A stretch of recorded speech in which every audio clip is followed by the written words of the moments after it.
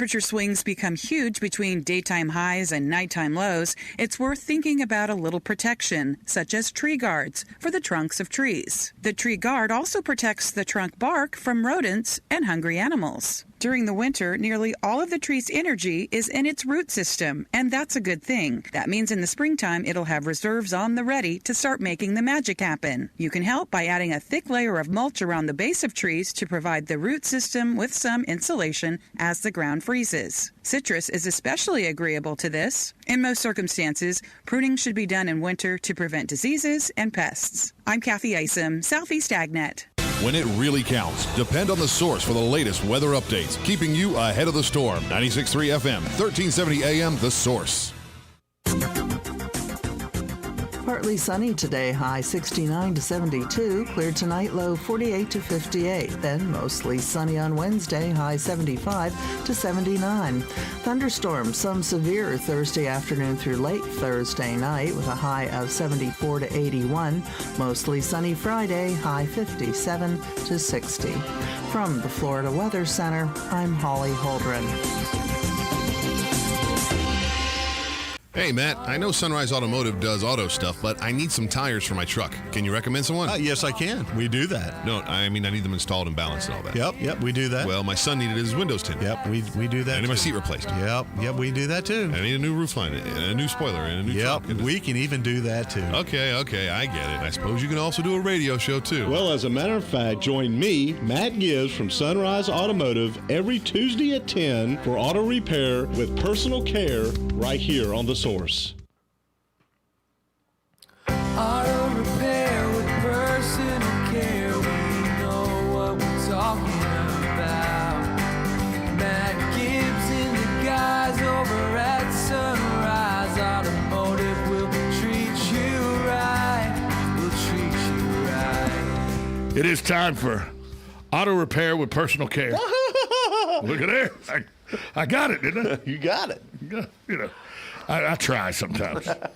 Matt Gibbs in studio with us. Matt, I bet you've been seeing an influx of people coming in, getting their cars winterized and everything, and getting prepared to go on a Christmas holiday.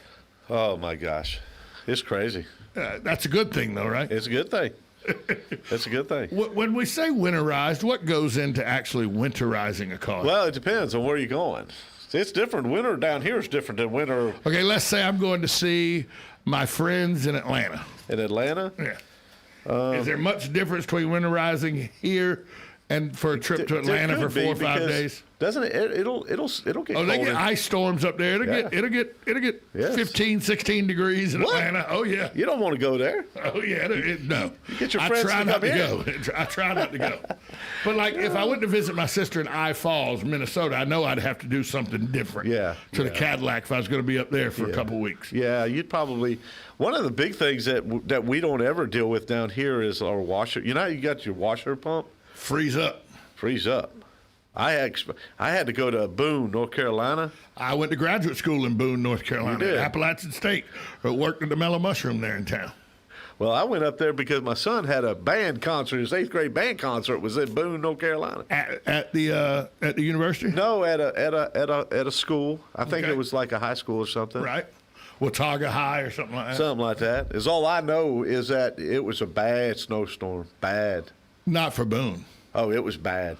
It was bad for you, but not for Boone. Okay. I saw it snow 28 inches in 24 hours in Boone, and the town stayed closed about 4 hours until they could, just so they could get the roads back open and then open back up. When we went up there, the kids had not been back to school in 2 weeks. Oh yeah, they closed. They close the schools now for that kind of thing, but the town doesn't close down. Well, the schools do. Okay, and you'll see drifts. Yeah. 6 foot, 7 foot tall. Yeah, everywhere. You can even see the stores. And stuff. Yeah, of course. Okay, so then that snow, it gets things dirty. It's nasty, gray. Oh, terrible. Snow's not like on the picture.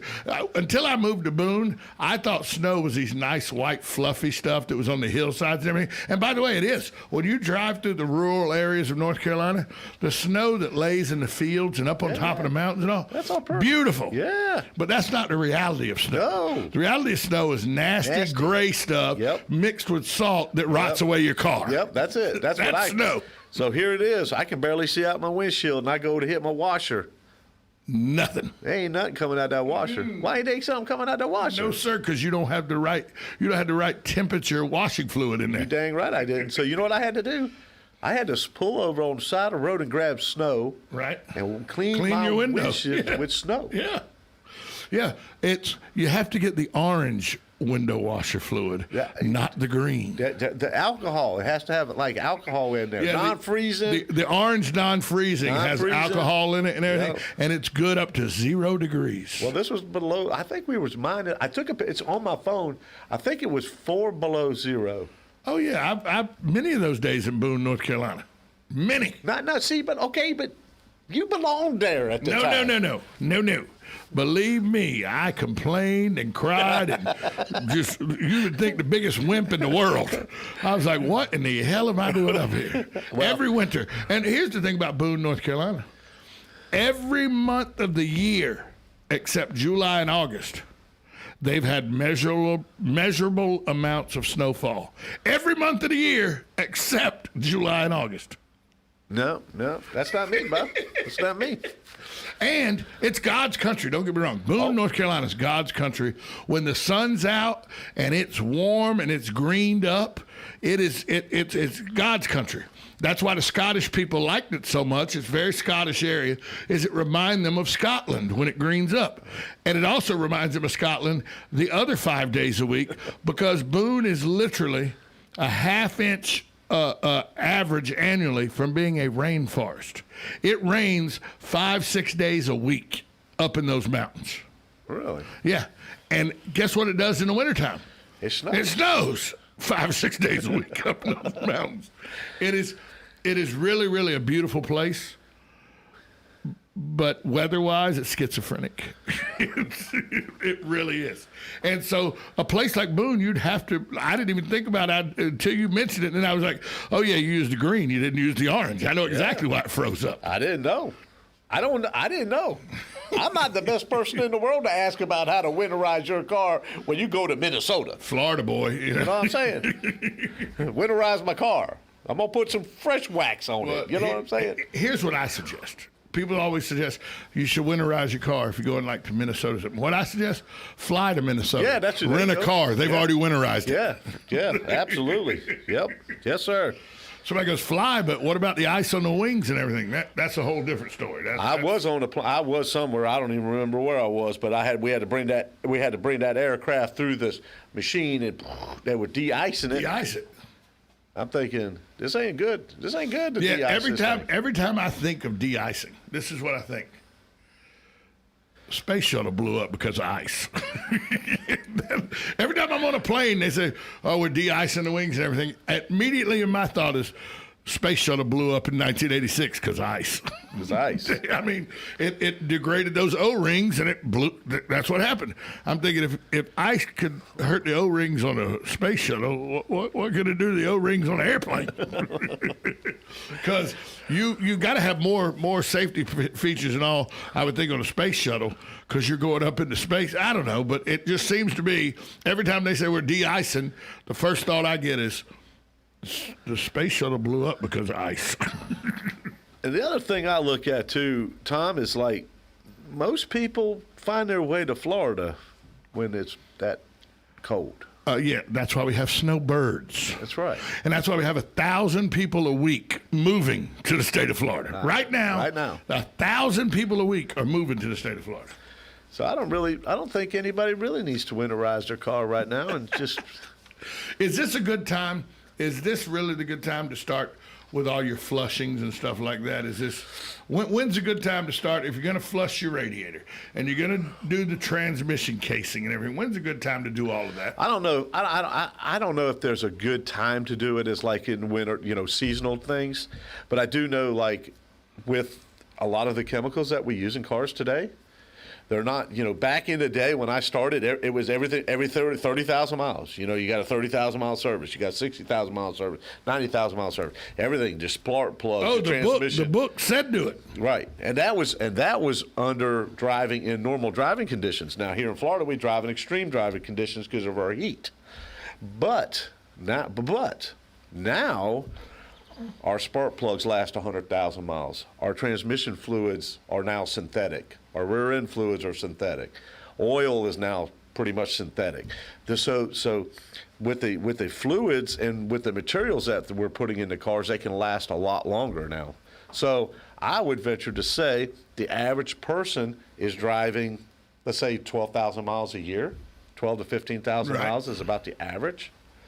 So even an oil change is now no longer at 3,000 miles. We use a synthetic blend oil that goes 4,000 miles, and if you get a Schaefer oil change, you get to go 6,000 miles, and that's with extreme driving conditions.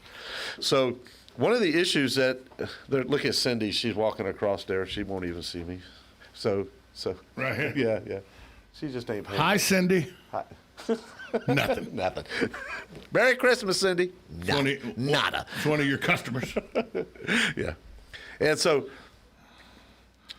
with all the synthetics and everything. With all the synthetics, now we can go 50, 60,000 miles. 100,000 miles of spark plugs.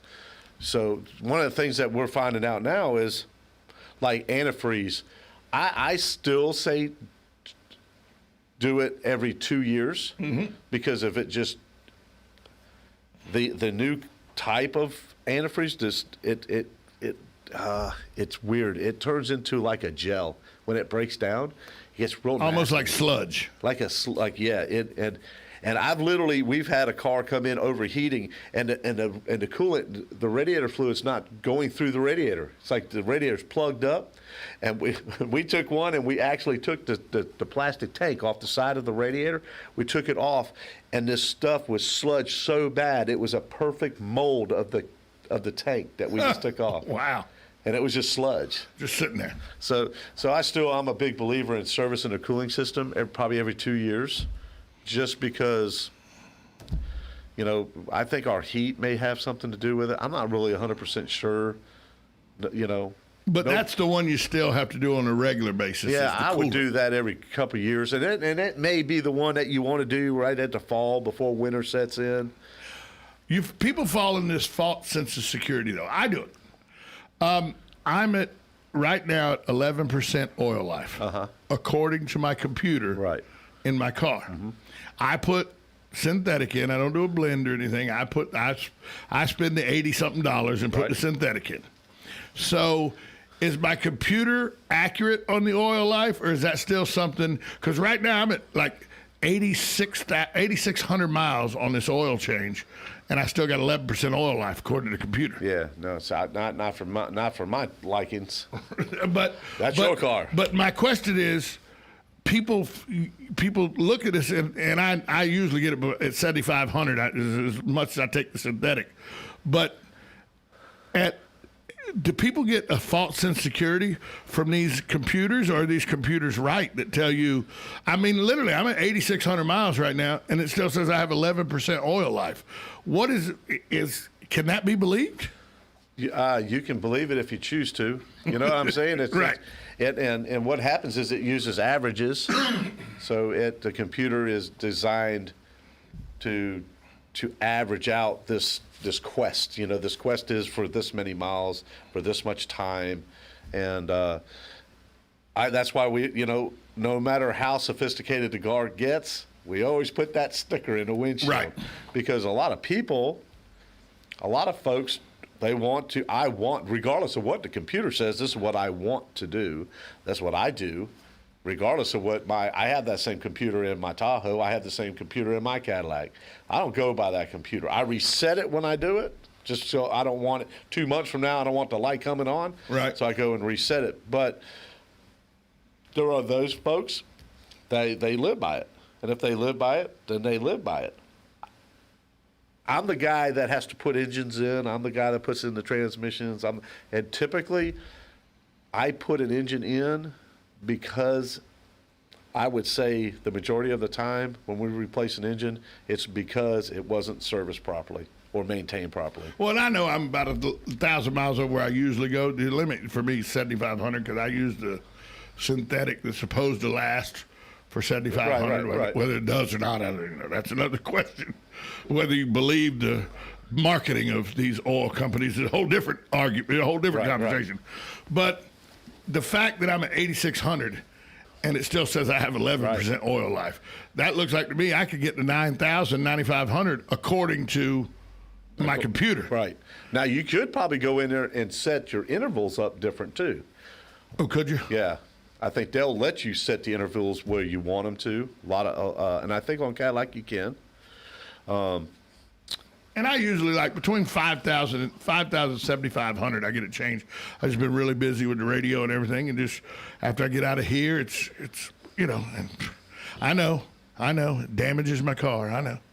Well, okay, so here's the thing. I always ask though, is the oil dark? How dark was the oil? And they always tell me, no, it wasn't bad. Okay, and that's good. One of the biggest things that I see from owning a shop is people come in, they get these oil changes, synthetic, and they can go a lot longer. People, let me ask you a question, Tom. Let's be real. Okay, Let's be real and honest. Yeah. How many times have you checked your oil in the last 6 months? None. Okay, and I haven't checked my oil in this Cadillac ever. Couldn't even tell you where the oil stick is. And that's 90. Couldn't even tell you where the oil stick is. Other than Sonny, 99% of the people are that way. I'm that way. I own a garage. If the oil light come on, I'd go look and check it. Right. But if the oil light's not on, I literally have had this Cadillac since 2016. Not once have I tried to even locate where the oil stick is. And that's the way most people, if we got real, I look at my little sticker and I pull it in. It's like, hey guys, can y'all change my oil today? I don't know. But one of the problems that we do have is that I'll know if I'm leaking oil because I park in the same place and at home. So do I. I would know if I was leaking oil. But there's a lot of people that don't realize they get the 7,500 mile oil change and they got an oil leak. And then it don't last 7,500 miles. No, because you don't have 7,500 miles of oil. That's right. That's right. Yeah, but I have a white driveway, a white concrete driveway. I would know immediately. Right. If I had oil. And I would too. But you're right. I have no idea. And it's not just a Cadillac. I had an Isuzu Trooper, okay? I had no idea that this is something you have to put up on a rack and tilt. This was the old Isuzu, like the 2001, 2000, that you had to put it. There was no oil stick. You had to tilt it to change the oil. It was the most ridiculous thing in the world. I had no idea about that until I took it to a buddy of mine at the shop. He's like, "Yeah, you're not going to find it because you got to do this and you got to do this." So it used to be much easier when you could just look. There was the oil stick. You pulled it out. You looked. There was a little cross grate. It was low. You put a cord in. Yep. But they are still that easy. Right. Most 90% of the cars. But we still ain't gonna do it. No. And I don't know where the oil stick is in the Cadillac. Now I'm gonna have to raise the hood just to see if I can find the oil stick. I'll show you where it is. I mean, it's got to be on either the left side or the right side. It's in the front side. It's in the front. It's not in the left. Oh, yeah. I do know where it is. The engine is backwards. I do know where it is. It's the big yellow cap that's right there in the front. Now that I'm thinking about it, I do know where the oil stick is. Yeah. I don't know where the transmission stick is. Well, it don't have one. It doesn't have one? I remember back in the day, you knew how to check transmission fluid, you knew how to check your oil, and you knew how to get your brake fluid in there and check that. Yeah. And if you got the right brake fluid, transmission fluid, you could use it for your brakes too. Can't do that anymore. I guess you ain't gonna do that. I'd appreciate if someone did that, though. I tell you. But remember, back in the day, you could use transmission fluid and brake fluid. No. Was it? Yeah, no, I think really. No. People did it, I think. Yeah, and I really appreciate all that help. Okay, maybe. Now you can use transmission fluid for power steering fluid. That's what it is. Yeah. That's what it is. Yeah. Transmission fluid, power steering, not brake fluid. Yeah. Power steering fluid and transmission fluid. Yeah. And you can, in a pinch, you can still do that today, unless it's an electric steering car. You mean like my Cadillac? I think no. When the serpentine belt goes out, I can still turn it and everything. Yeah. Although when the serpentine belt went out because my water pump pulley seized and snapped my serpentine belt, you don't want to have to drive it without power steering. No, well, it's powerful steering. Woo! And I'm a big old boy. I'm not weak. And I just went 3 blocks to try to get it out of the Publix parking lot and into the golf. Because I was like, I'll figure this out after golf's over. I ain't worried about this right now. And I was in Gainesville on 34th and the little side road that runs by the golf course, the university golf course. And I left that Publix and for 3 blocks fought that car that's power steering. When I got to the golf course, I was tuckered out. You ought to see us when we have to, car gets towed in, it don't run, and we just have to get it from the parking lot inside the shop. I bet that's no fun. It is no fun. And then you got to get it. Luckily, the you don't have to push it up on the rack. You got the hydraulic racks. You just have to push it. Hadn't those changed dramatically? Oh, yeah. I remember my dad. When I look at the racks, when I think about the racks that my dad put up on cars, and you'd put the little lever up and it'd push up, and it would lift the car. It had to come out of the ground. Oh yeah, it would come out of the ground. Yeah. And to the racks they got today. Yeah. And I mean, it was just one big hydraulic pole that was in the ground, and it would lift the whole car up. And it had a whole bunch of oil. A whole bunch of oil. You touch that hydraulic pole, you come back with an oil slick on your hand. And then all that oil leak out of them seals and all that stuff end up in the ground and all that stuff. Yeah. Yeah. That was before EPA regulations. Yeah. I remember the guy that would come service my dad's lifts. He had 2 lifts. And back then, he owned 5 service stations, and he had 2 Lubays with lifts in all the service stations. But that was a big deal to have 2 lifts. Yeah. I mean, how many lifts you got? You got more than 2. I got 7. Exactly. And back in the day, 2 lifts meant you were a big-time garage. Right. And they were those big lifts that, I mean, probably 4 or 5 foot around. It was like a big old oak tree stump that would come up out of the ground. Yep. And I thought it was the coolest thing because I get to press it, to put the car air up. to it. Oh, yeah, to put the car up. Put that hydraulics with lift. Slow, boy. Don't go more fast. Boom! Oh yeah, one time I cost my dad a lot of money. I was like 7 years old. Was I 7 or 8? Must have been 8. Anyway, it was a 71 Corvette. Oh no, you did. Oh, they were all fiberglass. Yeah, you did. Oh, cracked it. Oh. Yeah. Ended up costing my dad a lot of money. Man, even to this day, man, whenever we raise a Corvette, you open the doors. You don't raise a Corvette with the doors open. Yeah, I cracked it. You crack them. And I was playing around. It didn't need to be lifted. It was on the rack. They had already worked it. They were just sitting there. They needed to back it out. And I came in and said, ooh. And I started lifting it. Cracked it. Yeah. Let me tell you something. Guess what else got cracked? Yeah. That's why you chose a different profession after that day. Yeah. My dad, that was, I bet. Yeah, that was probably the last time he let me in the Lubays unsupervised. So, yeah, that's probably. Although I'd sleep in the middle of a Lubay because it was cold concrete. I had a little kid. They got pictures of me when I'm 3-4 years old, just laid out on the concrete in the middle of a hydraulic rack, just sleeping. Remember, I took a bath in the parts wash sink. No. Oh, yeah. I thought it was cool. The park wash sink, they always wash things. I'll wash myself in the park wash chemicals. Oh, no. Oh, yeah. 2nd-degree burns on my legs. Oh. I ate a 3011 tail light bulb. Just chewed it up. Just pulled it out of the little, back then they were in little drawers and little. I know, but what did it remind you of something? I have no idea. This is like a clear grape. I was like 2 years old. Oh, just chewed it up. Yeah, 2 years old. Doctor said, give him some white bread. He'll pass it. That's what he got. My mom said she heard me crunching on something. Said, Tommy. So she started walking to me and said, I had blood just pouring out of my mouth and everywhere it was cutting my mouth. Oh, my goodness. Just chewing it up. You know what, though? I can see you doing that. Oh, yeah, 100%. 100%. You didn't. I was always the guy. My dad had cut a hole in the wall between the front of the service station, the main service station we were at Tallulah and Main, and back office, so that the kids could go in and out of the office and everything. You cut like a doggy door, but it was for the kids. Well, there was a little, probably 1.5 inch gap between the hole. I can't even tell you how many times between 3 and 5 years old, customers' keys that I would take and drop down in between the walls. Luckily, Dad had that wand, that magnet Oh yeah, wand. with the little fingers. Yeah, the magnet wand. He could reach down there with the magnet and get it up. I mean, I'd drop a set of keys in that wall 3 times a week. I'm not good around shops. Shouldn't be around.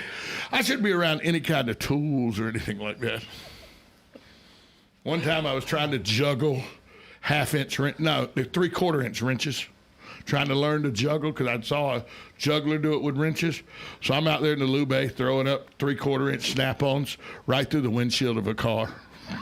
Yeah, I think you'd have had to stay home.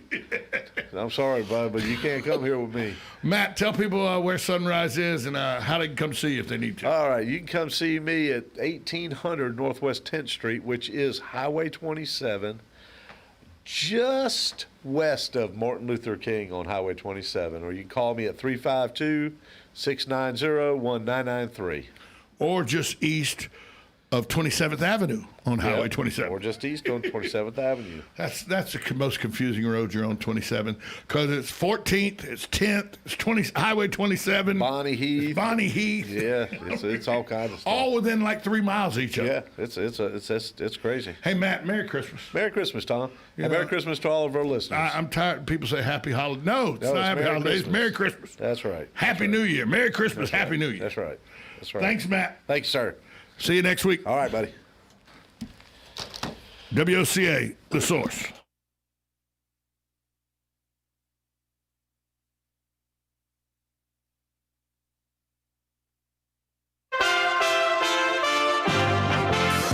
USA Radio News with Lance Pry. Countries across the globe shut their borders to Britain on Monday due to fears about a highly infectious new